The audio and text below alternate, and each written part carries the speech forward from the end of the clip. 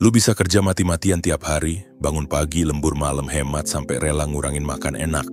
Tapi semua itu bisa hancur cuma karena satu keputusan orang lain yang lu nggak bisa kontrol. Bank dibekukan, akses dana ditahan, uang yang lu simpen buat masa depan tiba-tiba kayak hilang kendali. Sementara di sisi lain, emas yang dulu dalam tanda kutip jadi tempat aman, sekarang malah kena pajak juga. Kalau duit udah nggak aman di bank, dan emas mulai diburu negara lewat pajak sebenarnya, masih ada nggak sih tempat yang bisa dipercaya?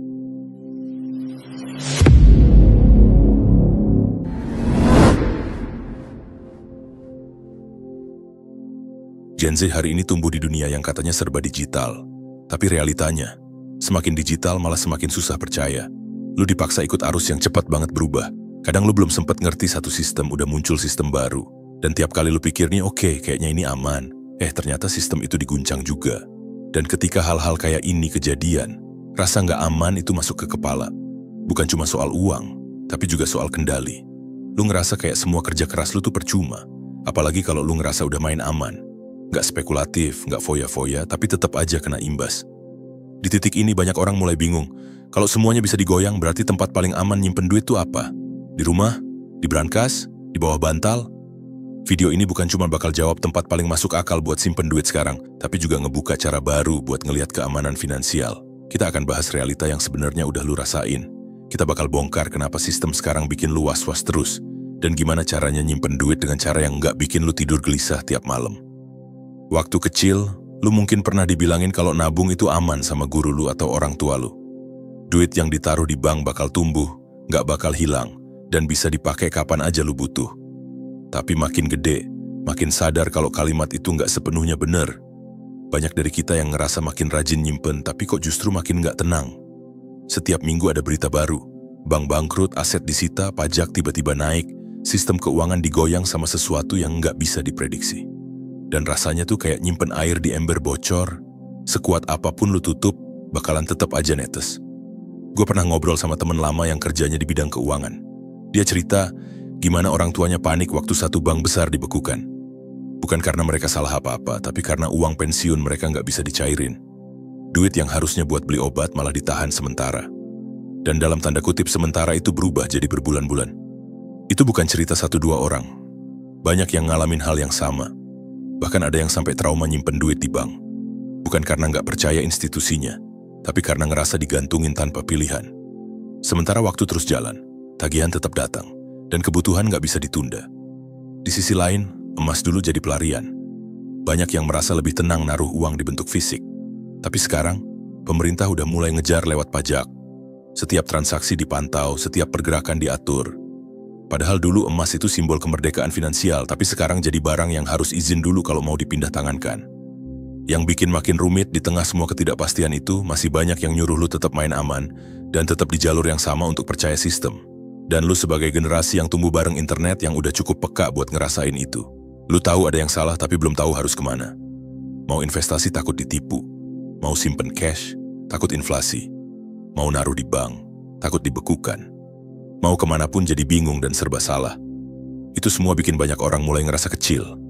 Ngerasa nggak punya daya buat ngelindungi hasil kerja keras mereka sendiri. Setiap kali dapat gaji, yang muncul bukan rasa syukur tapi rasa cemas. Semua ini bukan karena jumlah uangnya, tapi karena perasaan kayak nggak punya pegangan. Dan perasaan kayak gini kalau dipendem terus bisa bikin orang makin ragu buat maju, dan akhirnya malah berhenti nyimpen, berhenti investasi, dan bahkan berhenti percaya. Banyak orang masih berpikir kalau keamanan finansial itu tentang tempat, tentang di mana duit lu disimpan. Tapi sebenarnya, yang jauh lebih penting dari tempat adalah kontrol. Bukan kontrol dari luar, tapi kontrol dari tangan lu sendiri. Dulu sistem keuangan dibangun buat ngasih rasa nyaman. Tapi makin kesini, yang terjadi malah sebaliknya. Lu naruh duit, tapi aksesnya bisa dicabut. Lu investasi, tapi nilainya bisa dimanipulasi. Dan lu udah patuh, tapi tetap aja bisa kena getahnya. Makanya sekarang waktunya ngubah cara pandang, karena kalau lu masih main di dalam sistem yang sama, lu bakal ngalamin ketakutan yang sama. Tapi kalau lu mulai ngebangun sistem sendiri, itu beda cerita. Satu hal yang harus lu tahu adalah, tempat paling aman buat nyimpen duit sekarang bukan lagi bank, bukan emas, bahkan bukan properti, tapi di aset yang bisa lu kontrol langsung. Sesuatu yang transparan, liquid, dan nggak bisa diganggu tanpa seizin lu. Dan ini bukan teori kosong. Ini hasil dari krisis-krisis yang udah kejadian. Setiap kali sistem tumbang, yang bertahan bukan mereka yang punya paling banyak, tapi mereka yang ngerti cara ngelindungin yang mereka punya. Salah satunya adalah digital asset yang bersifat terdesentralisasi. Bukan berarti semua kripto aman, tapi ada bentuk-bentuk nilai yang mulai ngasih jalan buat orang kecil punya power lebih gede dari sebelumnya. Bung Hatta pernah bilang, mau kita belum hidup dalam sinar bulan purnama, kita masih hidup di masa pancaroba. Maksudnya jelas, dunia ini nggak stabil, tapi itu bukan alasan buat diam. Justru di tengah perubahan, yang bisa adaptasi adalah mereka yang ngerti arah. Itulah kenapa makin banyak anak muda yang mulai pelan-pelan belajar soal aset digital. Karena mereka tahu, kontrol bukan lagi ada di tangan bank, pemerintah, atau lembaga.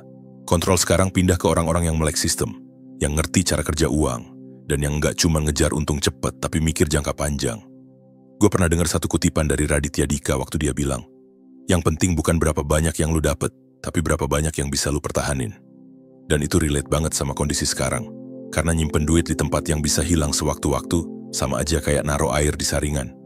Jadi gini, ketika emas mulai kena pajak dan bank bisa dibekukan, yang harus lu kejar bukan tempat yang aman sekarang, tapi tempat yang bisa bikin lu tetap tenang bahkan kalau sistem dunia berubah.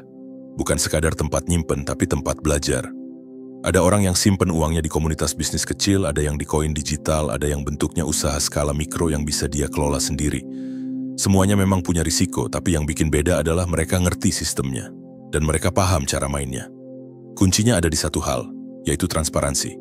Ketika lu tahu semua pergerakan aset lu, ketika nggak ada yang bisa main belakang tanpa izin lu, disitulah rasa aman mulai tumbuh. Dan itu nggak bisa dikasih sama bank, sama emas, atau sama lembaga manapun. Itu cuma bisa didapat dari sistem yang lu kuasai sendiri. Sekarang kita masuk ke bagian yang paling penting. Gimana caranya lu bisa tetap simpen duit dengan tenang, walaupun dunia keuangan makin nggak pasti. Pertama, lu harus mindahin cara pikir dari nyimpen duit ke ngatur nilai. Duit itu gampang ngalir, gampang hilang, gampang digeser. Tapi nilai itu bisa lu jaga kalau lu tahu cara mainnya. Contohnya, mulai pelan-pelan nyimpen dalam bentuk yang bisa lu pantau, lu kontrol, dan nggak bisa dimainin pihak lain tanpa izin lu. Salah satu bentuk paling relevan sekarang adalah aset digital yang terdesentralisasi. Tapi bukan berarti asal beli kripto terus tenang. Lu tetap harus paham cara kerjanya. Mulai dari bikin wallet pribadi, ngerti cara amankan private key, sampai tahu kapan waktu yang tepat buat keluar atau masuk. Kedua, punya cash flow itu lebih penting dari punya simpanan gede yang nganggur. Banyak orang terjebak di mindset, makin banyak yang disimpan makin aman. Padahal kalau duit lu cuma diam itu rawan dimakan inflasi. Mendingan lu pecah jadi beberapa jalur. Misal, satu bagian disimpan buat kebutuhan harian, satu bagian buat cadangan, sisanya buat muter. Bisa lewat usaha kecil, bisa lewat model investasi mikro yang lu pahami, atau bahkan lewat komunitas keuangan kecil yang transparan dan solid. Ada satu temen gue yang dulunya kerja kantoran, sekarang dia jalanin bisnis makanan beku dari rumah. Duit yang tadinya numpuk di tabungan dia ubah jadi modal produksi. Gak butuh toko, gak perlu pinjaman besar. Tapi cash flow-nya jalan terus. Karena dia ngerti satu hal, uang diam itu lemah. Tapi uang yang jalan itu nafas. Langkah ketiga, lu harus punya sistem darurat. Bukan cuma dalam bentuk dana, tapi juga akses.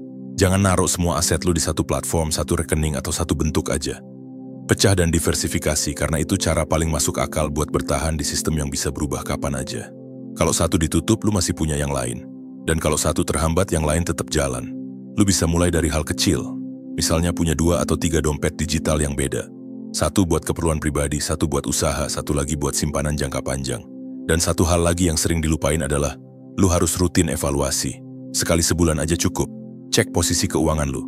Bukan cuma saldo, tapi pergerakan uang keluar kemana, masuk dari mana, dan sisanya kemana. Dengan begitu lu nggak jalan buta, lu bisa tahu kalau ada yang nggak beres sebelum semuanya telanjur hancur. Di tahap ini lu nggak lagi sekadar jadi orang yang nyimpen duit, tapi lu berubah jadi orang yang ngerti permainan nilai. Lu bukan cuma ngikutin arus, tapi bikin jalur sendiri. Dan itu yang bikin lu beda dari mayoritas orang yang masih naruh harapan di sistem yang sama. Kebanyakan orang nunggu sistem berubah, baru mereka mau belajar. Tapi yang benar-benar selamat dari guncangan itu justru mereka yang mulai duluan meskipun keadaannya belum ideal. Lu bisa terus main aman dan berharap semuanya balik kayak dulu, atau lu bisa mulai bangun perlindungan yang bisa lu pegang penuh. Karena sekarang rasa aman bukan datang dari tempat duit lu disimpan, tapi dari seberapa dalam lu ngerti alurnya. Di luar sana, dunia keuangan bakal terus berputar. Pajak akan berubah, regulasi makin ketat, teknologi juga makin cepat. Dan kalau lu masih nunggu semuanya jelas baru mau melangkah, lu bakal selalu ketinggalan. Tapi kalau lu mulai sekarang, meskipun pelan, lu udah lebih siap dari 90% orang lain yang masih nunggu kabar baik dari sistem yang bahkan nggak mereka pahami. Bukan berarti lu harus langsung jago, yang penting lu gerak. Mulai dari ngatur cash flow, pelajari alternatif simpanan yang bisa lu kontrol, bangun sistem cadangan yang fleksibel, dan pastikan semua itu bikin lu punya pilihan. Gue tahu nggak semua orang lahir dari keluarga yang ngerti cara main uang. Tapi itu bukan jadi alasan. Sekarang bukan lagi soal siapa orang tua lu, tapi sejauh mana lu siap belajar dan pegang kendali. Ada yang bilang, kalau lu ngerti cara jaga nilai, lu nggak perlu takut kehilangan uang. Dan itu bukan omong kosong. Karena yang bikin seseorang bertahan bukan saldo rekening, tapi sistem pribadi yang dia bangun sendiri. Sistem yang tahan tekanan, sistem yang fleksibel di segala cuaca, dan yang paling penting sistem yang dia ngerti luar dalam. Lu udah hidup di zaman di mana akses terbuka lebar. Lu bisa pelajari semua ini tanpa harus nunggu diundang seminar atau diajarin mentor mahal. Semua ada di genggaman. Pertanyaannya cuma satu. Lu mau terus diem? Atau lu mau mulai bangun sistem lu sendiri sekarang? Sekarang lu berhenti sejenak dan tanya ke diri sendiri. Dari semua hal yang tadi lu denger, bagian mana yang paling kena di kepala lu? Apakah momen ketika saldo lu terasa kayak bukan milik lu sendiri? Atau ketika lu mulai sadar, ternyata tempat nyimpen duit selama ini bisa aja jadi jebakan diam-diam. Lu boleh punya banyak alasan buat nunda, tapi satu hal yang nggak bisa ditunda terus adalah rasa aman. Karena hidup ini nggak akan nunggu sampai sistem beres baru lu gerak. Justru lu yang harus nyusul duluan, biar bisa bertahan waktu semuanya makin nggak pasti. Kalau video ini bikin lu mikir ulang soal cara lu nyimpen uang, berarti ada yang udah mulai berubah. Gue nggak minta lu langsung sepakat sama semua yang tadi dibahas. Tapi kalau ada satu bagian aja yang menurut lu masuk akal, jangan simpen sendiri. Komentar di bawah, karena gue pengen tahu suara lu. Karena di tengah dunia yang makin kacau, obrolan kayak gini justru penting buat buka mata banyak orang. Kalau lu ngerasa konten kayak gini bermanfaat, bantu gue terus nyebarin. Tekan tombol like, share ke teman-teman yang lagi bingung cari arah finansial, dan jangan lupa subscribe biar lu nggak ketinggalan pembahasan yang lebih dalam lagi di video-video selanjutnya. Dan kalau hari ini lu mulai mikir, lu udah harus pegang kendali, itu artinya lu udah satu langkah lebih maju dari orang-orang yang masih nunggu keadaan jadi ideal. Jadi, tetap belajar, tetap jalan, dan tetap pegang kendali. Karena dalam dunia yang serba goyah, rasa tenang itu bukan hadiah. Itu adalah hasil dari keputusan berani yang lu ambil hari ini. Akhir kata, sampai jumpa di langkah kedua. Meski kecil, selalu lebih bermakna daripada tidak pernah melangkah sama sekali.